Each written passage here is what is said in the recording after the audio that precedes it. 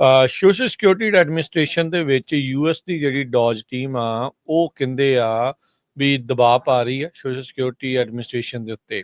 ਖਾਸ ਕਰਕੇ ਕਹਿੰਦੇ ਵੀ ਜਿਹੜੇ ਇਹਨਾਂ ਦਾ ਫੋਨ ਸਿਸਟਮ ਆ ਉਹਨਾਂ ਨੂੰ ਇਹ ਬੰਦ ਕਰਨ ਦੇ ਵਿੱਚ ਅੱਗੇ ਵੱਧ ਰਹੇ ਆ। ਸੋ ਕਹਿੰਦੇ ਵੀ ਉਹਦੇ ਵਿੱਚ ਬਿਗ ਕੱਟਸ ਲਗਾਏ ਜਾ ਸਕਦੇ ਆ। ਸੋਸ਼ਲ ਸਿਕਿਉਰਿਟੀ ਇੱਕ ਬੜਾ ਅਹਿਮ ਹਿੱਸਾ ਆ ਆਮ ਅਮਰੀਕਨਸ ਦੀ ਜਿਹੜੀ ਉਹ ਜ਼ਿੰਦਗੀ ਦੇ ਵਿੱਚ। 73 ਮਿਲੀਅਨ ਅਮਰੀਕਨਸ ਰਿਟਾਇਰਡ ਤੇ ਡਿਸੇਬਲਡ ਅਮਰੀਕਨਸ ਉਹ ਉਸ ਫੋਨ ਸਰਵਿਸ ਦੀ ਜਿਹੜੀ ਉਹ ਵਰਤੋਂ ਕਰਦੇ ਆ, ਜਿਸ ਦੇ ਨਾਲ ਆਪਣੇ ਜਿਹੜੇ ਕਲੇਮਸ ਨੂੰ ਲੈ ਕੇ ਗੱਲਬਾਤ ਕਰਦੇ ਆ। ਆਲਰੇਡੀ ਲੋਕ ਬੜੇ ਦੁਖੀ ਆ ਇਹਨਾਂ ਦੇ ਜਿਹੜੇ ਫੋਨ ਸਿਸਟਮ ਤੋਂ ਵੀ ਇਹ ਚੱਜ ਦੇ ਨਾਲ ਕੰਮ ਨਹੀਂ ਹੁੰਦਾ। ਟਾਈਮਿੰਗ ਬਹੁਤ ਜ਼ਿਆਦਾ ਜਿਹੜੀ ਉਹ ਵੱਧ ਲੱਗਦੀ ਆ ਤੇ ਹੁਣ ਯੂਐਸ ਦੀ ਜਿਹੜੀ ਡੋਜ ਦੀ ਸਰਵਿਸ ਆ ਉਹ ਚਾਹ ਰਹੀ ਆ ਵੀ ਇਹ ਜਿਹੜਾ ਫੋਨ ਸਿਸਟਮ ਆ ਉਸ ਦੇ ਵਿੱਚ ਹੁਣ ਹੋਰ ਵੱਡੀ ਕਟੌਤੀ ਜਿਹੜੀ ਉਹ ਕਰ ਦਿੱਤੀ ਜਾਵੇ। ਸੋਸ਼ਲ ਸਿਕਿਉਰਿਟੀ ਦੀ ਜਿਹੜੀ ਲੀਡਰਸ਼ਿਪ ਆ ਉਹ ਹੁਣ ਪ੍ਰਪੋਜ਼ਲ ਇੱਕ ਕੰਸੀਡਰ ਕਰਨ ਲੱਗੀ ਹੋਈ ਆ।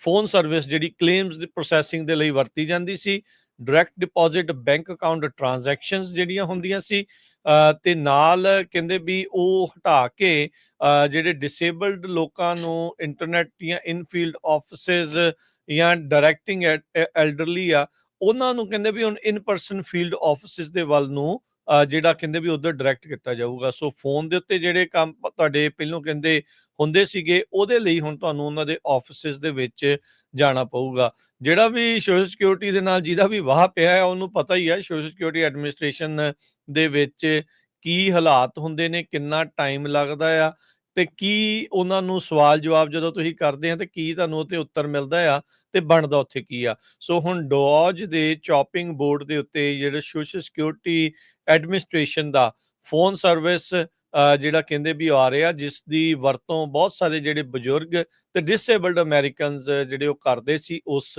ਦੀ ਮਦਦ ਜਿਹੜੀ ਉਹ ਲੈਂਦੇ ਸੀ।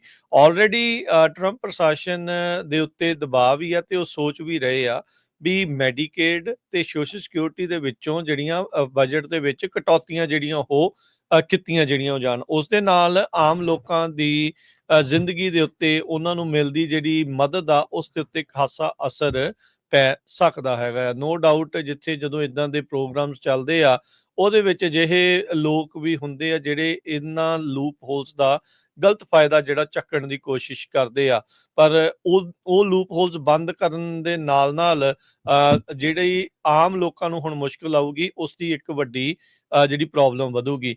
12% ਕਹਿੰਦੇ ਵੀ ਅਕ੍ਰੋਸ ਦਾ ਬੋਰਡ ਸਟਾਫ ਕੱਟ ਸੋਸ਼ਲ ਸਿਕਿਉਰਿਟੀ ਐਡਮਿਨਿਸਟ੍ਰੇਸ਼ਨ ਦੇ ਵਿੱਚ ਕਰਨ ਬਾਰੇ ਡੋਜ ਵਾਲੇ ਸੋਚ ਰਹੇ ਹੈਗੇ ਆ। ਸੋ ਇਹ ਪ੍ਰਪੋਜ਼ਲ ਕਹਿੰਦੇ ਵੀ ਉਸ ਟਾਈਮ ਦੇ ਉੱਤੇ ਆਇਆ ਜਦ ਮਹੀਨਾ ਪਹਿਲਾਂ ਡੋਜ ਦੀ ਟੀਮ ਇਸ ਏਜੰਸੀ ਦੇ ਵਿੱਚ ਗਈ ਸੀ ਤੇ ਉੱਥੇ ਦੇਖ ਰਹੀ ਸੀ ਵੀ ਕਿਹੜੇ ਤਰੀਕੇ ਦੇ ਨਾਲ ਜਿਹੜੀ ਮਨੀ ਆ ਜਿਹੜੀ ਯੂਜ਼ ਕੀਤੀ ਜਾ ਰਹੀ ਹੈ ਉਸਨੂੰ ਕਿੱਦਾਂ ਕੱਟ ਕੀਤਾ ਜਾਵੇ।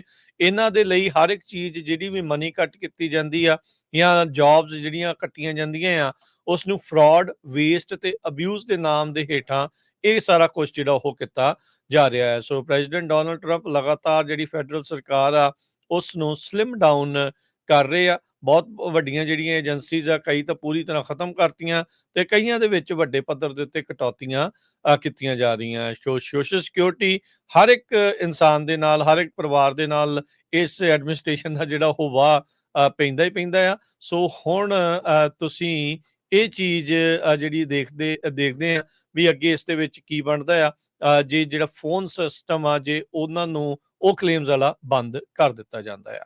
ਜੀ